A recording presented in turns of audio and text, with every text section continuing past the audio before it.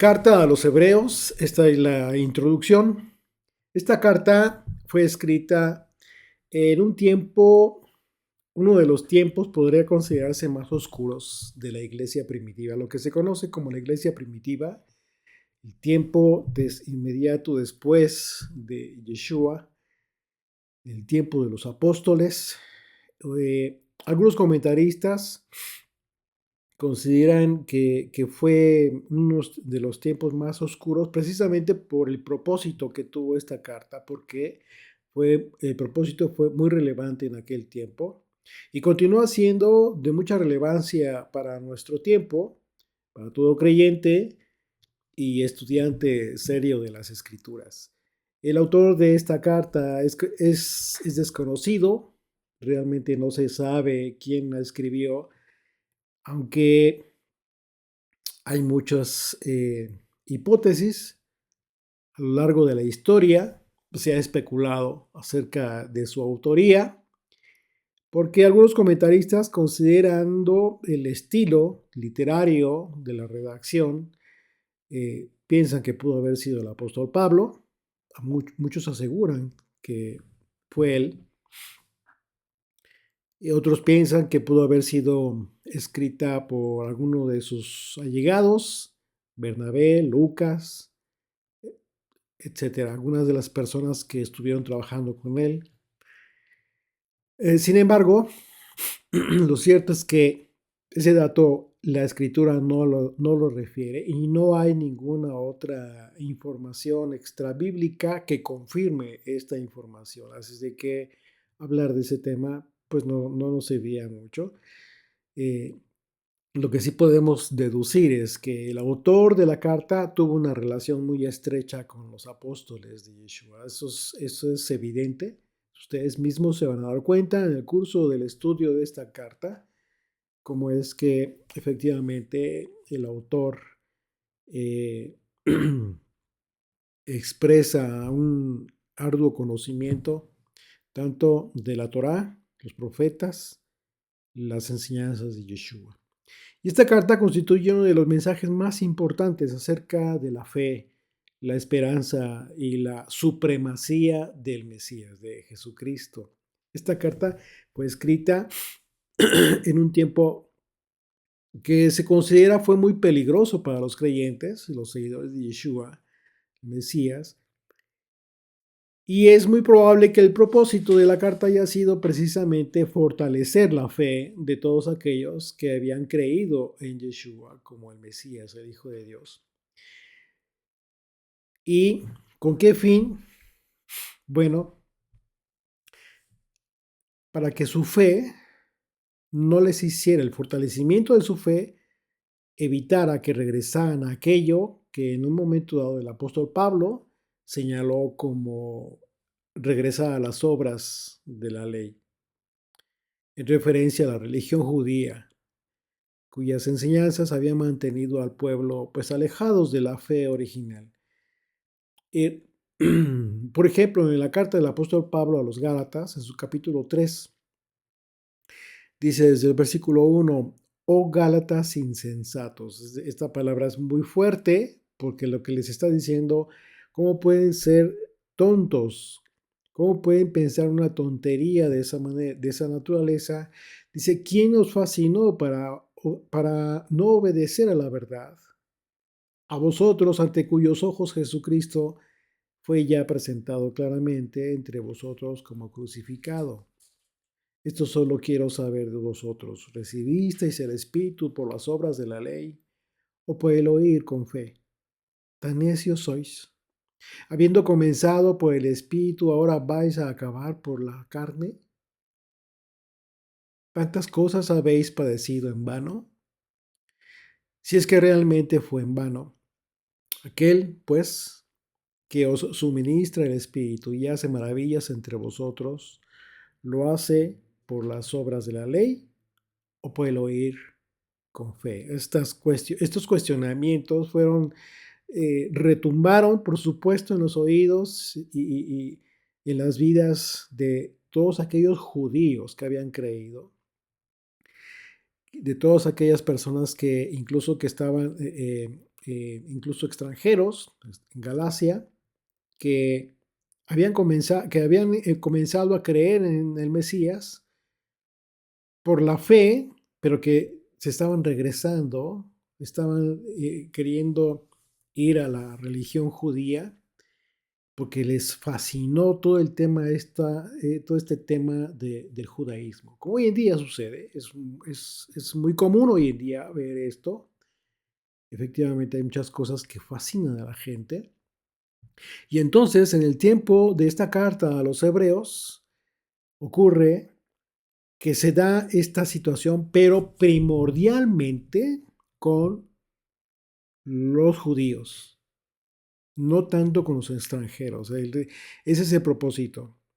Esa es la razón por la que se piensa que esta carta fue dirigida primordialmente a los creyentes de origen judío, quienes ante el peligro de esta persecución, muchos consideraron regresar al judaísmo, pues obviamente era lo más cómodo, lo más seguro, y algunos lamentablemente así lo hicieron. De ahí viene el nombre de la carta, porque recordemos que los primeros creyentes en el Mesías Yeshua fueron judíos, naturales de la tierra de Israel. Así es de que en su origen hebreos, por supuesto. De manera que el autor de la carta expone un profundo conocimiento del Antiguo Testamento y específicamente de la Torah.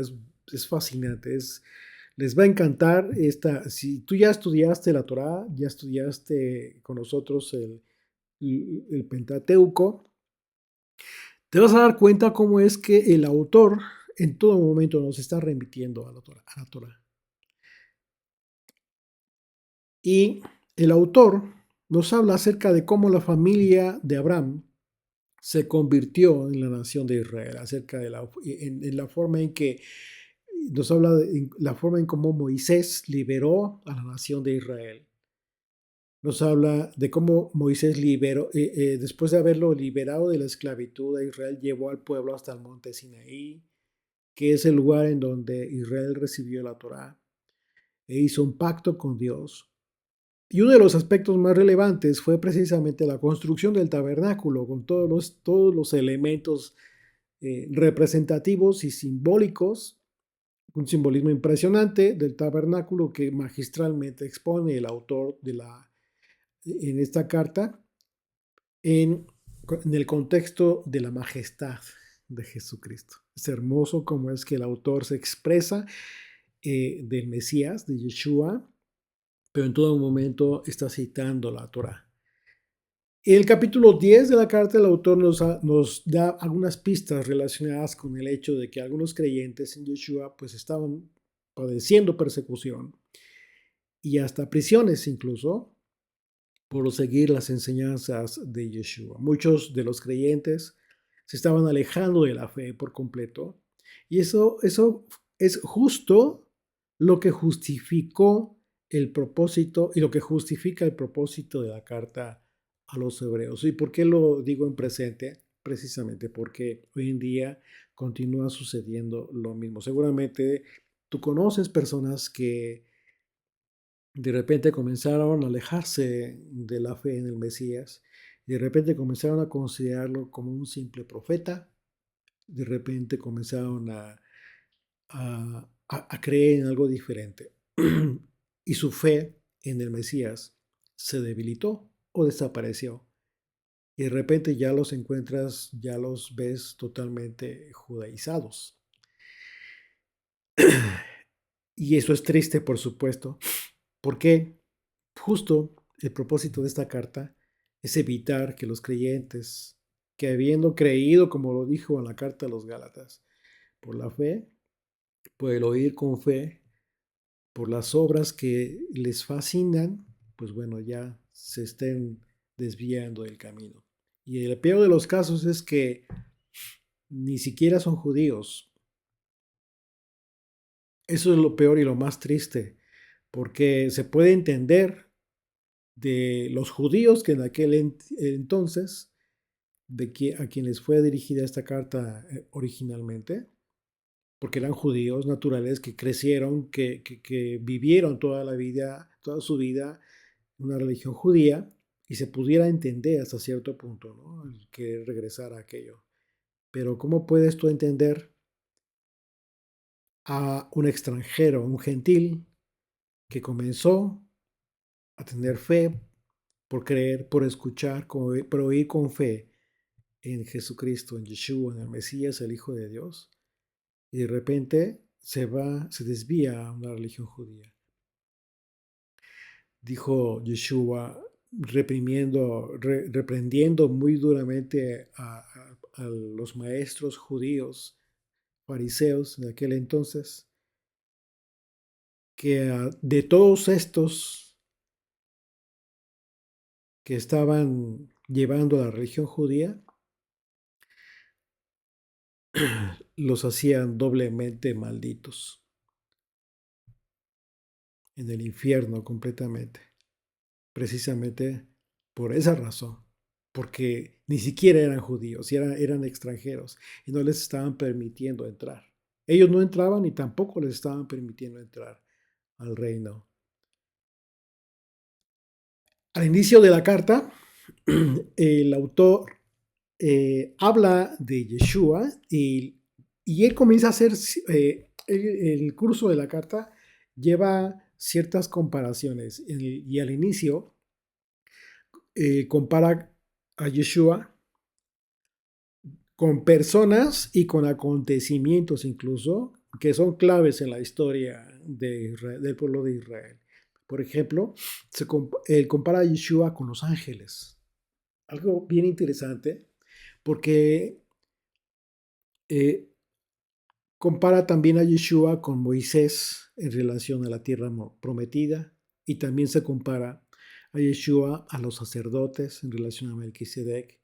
Como punto culminante de esta comparación, el autor compara a Yeshua con los acontecimientos de los sacrificios, el propósito divino de los sacrificios en el pacto, en el pacto establecido por Dios. Ahora bien, el objetivo del autor de la carta, al comparar a Yeshua con todos estos acontecimientos tan relevantes, es primeramente reconocer que la condición de Yeshua es por mucho muy superior a la condición de cualquier otra persona en el mundo. Y en el propósito del autor de la carta, pues fue precisamente presentar a todo creyente, a todo creyente esta oportunidad de fortalecer su fe, a pesar de cualquier tipo de persecución. Es decir, el enfoque principal de esta carta representa un reto tanto para ti como para mí, para todos nosotros. Ese reto es que sin importar cuántas enseñanzas y nuevas doctrinas puedan surgir, que jamás abandonemos nuestra confianza, nuestra esperanza y nuestra fe en el Mesías Yeshua, Salvador y Dios nuestro. La exaltación de Yeshua que hace el autor de la carta inicia desde el primer capítulo, desde el verso 1. Dice ahí, dice, Dios, habiendo hablado muchas veces y de muchas maneras en otro tiempo a los padres por los profetas, en estos postreros días nos ha hablado por el Hijo, a quien constituyó heredero de todo, y por quien asimismo hizo el universo. Fíjate bien, el contexto de las palabras del autor. Dice el verso 3. El cual, siendo resplandor de su gloria y la imagen misma de su sustancia, y quien sustenta todas las cosas con la palabra de su poder, y quien sustenta todas las cosas con la palabra de su poder, una vez más, habiendo efectuado la purificación de nuestros pecados por medio de sí mismo, se sentó a la diestra de la majestad de las alturas, hecho tanto superior a los ángeles, cuanto heredó más excelente nombre que ellos. Entonces, como vemos en este pasaje, tan contundente nos indica de forma radical que Yeshua es muy superior a todas las otras formas en que previamente Dios se reveló a Israel. Y enseguida nos confirma que Yeshua es el resplandor de su gloria, de la gloria de Dios, y la imagen tal cual la naturaleza de Dios. Estas formas en que el autor de la carta identifica a Yeshua en relación a Dios mismo representan una perfecta identidad entre el Padre y el Hijo, como uno solo. Y esto es muy interesante porque nos recuerda Génesis 1:1. Entonces, usando la enseñanza del propio Yeshua acerca de que Él es la luz del mundo, en el contexto de las palabras del autor de la carta a los Hebreos, podríamos afirmar que Yeshua es a Dios lo que los rayos de la luz al sol. ¿Sí? Y en ese contexto el autor nos confirma que Yeshua es Dios. Algo que el apóstol Pablo en diversas ocasiones lo confirmó, por ejemplo en su carta a los Romanos. ¿Sí? En el contexto, por ejemplo lo menciona justo en el contexto, hablando de sus hermanos, del pueblo judío, y lo expresa con dolor y con tristeza porque ellos rechazaron a Yeshua. Y fíjense bien, como lo expresó Pablo, Romanos 9:1, dice, verdad digo en el Mesías, no miento, y mi conciencia me da testimonio en el Espíritu Santo, que tengo gran tristeza y continuo dolor en mi corazón. Porque deseara yo mismo ser anatema, separado del Mesías por amor de mis hermanos. Por amor a mis hermanos, los que son mis parientes según la carne, que son israelitas, de los cuales son la adopción, la gloria, el pacto, la promulgación de la ley, el culto y las promesas, de quienes son los patriarcas y de los cuales, según la carne, vino el Mesías, el cual es Dios sobre todas las cosas, bendito sea por los siglos. Amén. El autor de la carta comparó a Yeshua con los ángeles. ¿Por qué? ¿Por qué con los ángeles? Y algo que nos podría sorprender a muchos es esto, ¿no? ¿Por qué lo comparó con los ángeles? Sin embargo, el contexto de esta expresión tiene que ver con algo que se enseña en la tradición judía. El autor a la carta, muy a propósito, señaló esto. Y una vez más, esto nos confirma que efectivamente la carta fue dirigida a judíos que habían ya recibido toda la doctrina judía, toda la enseñanza judía. Entonces, este aspecto de la comparación de Yeshua con los ángeles, tiene que ver esto. El autor lo menciona precisamente por algo que, que desde hace mucho se había y se sigue enseñando en la tradición judía. Así es de que no por accidente, sino muy a propósito, el autor lo expone para demostrarle a todos estos judíos que habían creído ya en Yeshua y que estaban ellos en lo correcto, ¿sí? Al continuar por el camino de Yeshua. Dicha enseñanza judía se basa en un pasaje de la Torá. Capítulo 33 del libro de Deuteronomio, a partir del verso 1. Acompáñame con tu Biblia. Dice desde el verso 1, Deuteronomio 33. Esta es la bendición con la cual bendijo Moisés, varón de Dios, a los hijos de Israel antes que muriese.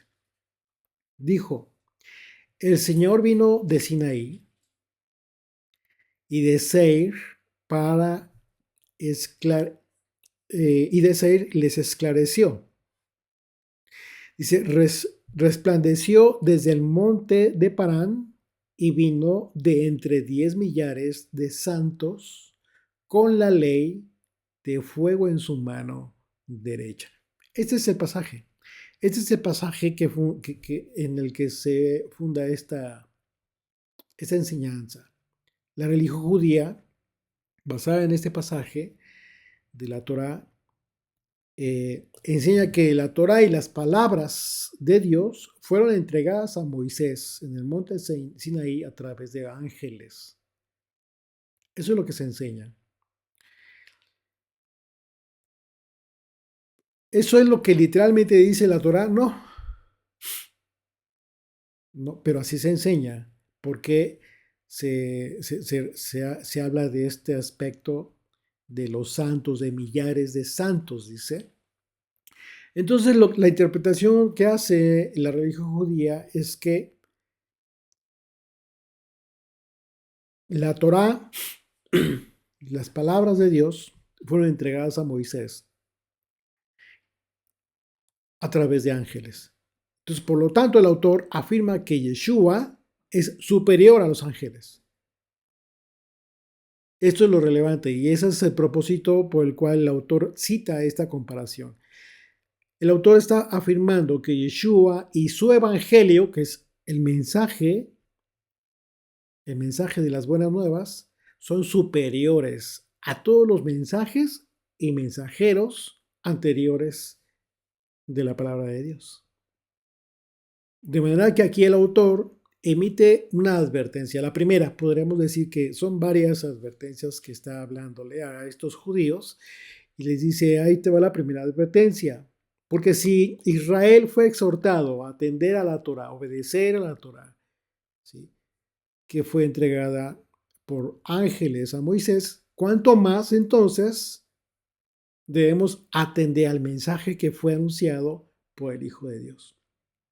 Y además, debido a la condición de superioridad que tiene Yeshua respecto de los ángeles, lo más sorprendente fue que Yeshua se despojó de esa condición de majestad, de superioridad tan alta para convertirse en hombre, sufrir y morir por amor.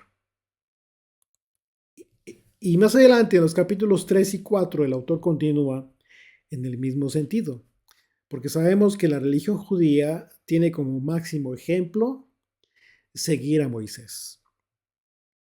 Sin embargo, el autor compara a Yeshua con el propio Moisés. Va más allá todavía el autor. Y afirma que Yeshua es superior a Moisés, porque expone que Moisés guió a Israel por el desierto y construyó el tabernáculo.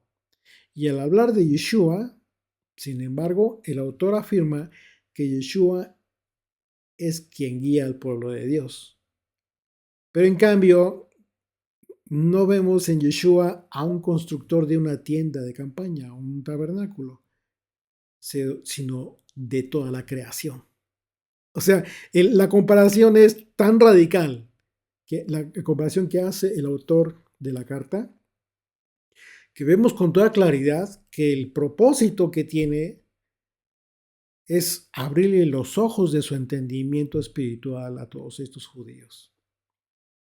Posteriormente, el autor les recuerda a los destinatarios la forma en que el pueblo de Israel se rebeló contra Moisés. ¿Qué fue lo que pasó? En el desierto, el pueblo se rebeló contra Moisés y la consecuencia, ¿cuál fue?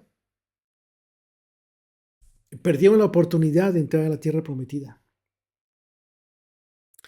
Algo que el autor expone como haber perdido la oportunidad de entrar en el reposo que Dios les ofreció. Por lo tanto, el autor hizo una segunda advertencia a estos destinatarios de la carta al decir que si Yeshua es mayor que Moisés, ¿cuánto más severas van a ser las consecuencias si también nosotros nos rebelamos contra el Hijo de Dios? Entonces, entendiendo las palabras del autor de la carta, sabemos que este mundo, hoy en día, es como el desierto. en donde se encontraban los israelitas. Y nuestro guía es Yeshua, es el Mesías, como lo fue Moisés en el desierto a los israelitas. Y nuestra tierra prometida es la vida eterna, lo que el apóstol Pablo llamó nuestra esperanza bendita. En el mismo propósito que tuvo el autor en este ejercicio de comparación de Yeshua, también lo comparó con los sacerdotes, los sacerdotes de la descendencia de Aarón. Y el contexto en la comparación fue justo la labor de intercesión, de intermediación que ejercían los sacerdotes entre el pueblo y Dios. Un rol que ejercían como a través de los sacrificios, que tenían el propósito de expiar o de cubrir el pecado del pueblo. Sin embargo, los sacerdotes, al ser humanos, pues eran personas imperfectas y por lo tanto, de acuerdo a la ley, debían ofrecer sacrificios ellos mismos, incluso constantemente, por sus propios pecados y por los pecados del pueblo. En ese sentido, al hablar de Yeshua, el autor afirma que Yeshua es sacerdote, ello a pesar de que no descendía del linaje de Aarón, porque era de la tribu de Judá. De manera que el autor identifica a Yeshua como sacerdote del orden de Melquisedec, aquel sacerdote y rey que se describe de la antigua Jerusalén y que se le apareció a Abraham. Y por otro lado, el Salmo 110 describe a Yeshua que desciende del rey David como rey y sacerdote del orden de Melquisedec. Dice el Salmo 110 a partir del verso 1. Acompáñame en tu Biblia. Vamos a leer este hermoso salmo. Dice, el Señor dijo a Moisés, el Señor dijo a mi Señor, siéntate a mi diestra hasta que ponga a tus enemigos por estrado de tus pies. El Señor enviará desde Sión la vara de tu poder. Domina en medio de tus enemigos. Tu pueblo se te ofrecerá voluntariamente en el día de tu poder, en la hermosura de la santidad, desde el seno de la aurora. Tienes tú el rocío de tu juventud. Juró el Señor y no se arrepentirá. Tú eres sacerdote para siempre, según el orden de Melquisedec. El Señor está a tu diestra, quebrantará a los reyes en el día de su ira, juzgará entre las naciones, las llenará de cadáveres, quebrantará las cabezas de muchas tierras, del arroyo beberá en el camino, por lo cual levantará la cabeza. En ese sentido, el autor de esta carta confirma que Yeshua, al ser el sacerdote perfecto, cumple toda la función sacerdotal en favor de todos aquellos que permanecen firmes en la fe y el camino que nos dejó. Y por lo tanto, Yeshua es superior a cualquier otro mediador entre Dios y el hombre. Entonces, en ese sentido, el autor advirtió a los destinatarios originales y nos advierte a nosotros hoy en día que Yeshua equivale, que en un momento dado, si tú rechazas a Yeshua, esto equivale a rechazar la única oportunidad, porque no hay dos ni tres, es la única oportunidad de reconciliarnos con Dios. Es la razón por la cual se acabaron los sacrificios. Es la razón más importante por la cual Yeshua entregó su vida en sacrificio para el perdón de nuestros pecados, porque fue un sacrificio perfecto y para siempre, pero único. No hay más. Y en los capítulos 8 y 10 del autor de esta carta, hace una última comparación que de hecho representa el aspecto, podríamos decir, más impactante para todo creyente de nuestros tiempos, porque nos muestra la muerte de Yeshua en la cruz como el sacrificio definitivo, un sacrificio por mucho superior a todos los sacrificios de animales que se ofrecían en el templo. Esta supremacía del sacrificio de Yeshua, el autor la enfocó en el propósito que tuvieron todos los simbolismos del sistema sacrificial. Si tú ya estudiaste con nosotros la Torá, recordarás todos estos aspectos y te va a ser muy fácil identificar. De todas maneras, en el curso de esta carta, en el estudio de esta carta, en todo momento nos vamos, los propios pasajes nos van a remitir a los pasajes de la Torá. Así es que va a ser fascinante ver cómo es que el autor hace esta comparativa y referencia de Yeshua con, todo los aspectos más importantes, relevantes del tabernáculo y sus propósitos divinos. Nos va a remitir al sistema sacrificial, ¿sí? Y el propósito de la expiación por la sangre derramada por un justo, Yeshua. El autor de la carta nos remite al sistema sacrificial y nos recuerda que todos aquellos sacrificios que se llevaron a cabo en el tabernáculo y después en el templo tuvieron que hacerse constantemente, día con día, y de forma especial una vez al año en Yom Kippur o el día de la expiación. En cambio, Yeshua ofreció su vida en sacrificio una vez y para siempre, un sacrificio tan perfecto como lo fue Yeshua mismo, porque él fue sin pecado y por ello su sacrificio fue suficiente para el perdón de los pecados de todo el mundo, sin excepción de nadie. Entonces, en ese contexto, el autor hace otra advertencia en ese sentido a todos los destinatarios originales de la carta y hoy a todo el mundo, de que alejarse de Yeshua, de su doctrina, de seguir el camino que nos dejó, equivale a no recibir el beneficio del perdón por nuestros pecados, sin la oportunidad de contar con el único intermediario entre Dios y nosotros. El sacrificio de Jesucristo representa el fundamento del nuevo pacto anunciado por los profetas y por el cual nuestros pecados son perdonados debido a ese pacto que es la nueva alianza establecida entre Dios y los hombres, que ha sido sellada por la sangre del Cordero de Dios. Todas estas comparaciones que el autor de la carta hizo fueron con todo el propósito de hacerles entender a los creyentes judíos que estaban temerosos de las persecuciones que Yeshua es el portador del mensaje de la palabra de Dios, un mensaje mucho más importante que aquellos ángeles que lo entregaron a Moisés. Que Yeshua por eso es más importante que aquellos ángeles, que Yeshua es el único que nos puede llevar a la vida eterna, un lugar mucho mejor que la tierra prometida a donde Moisés dirigió a los primeros hebreos. En Yeshua tenemos a un sumo sacerdote eterno que nos santifica y nos hace aptos por causa de nuestra obediencia.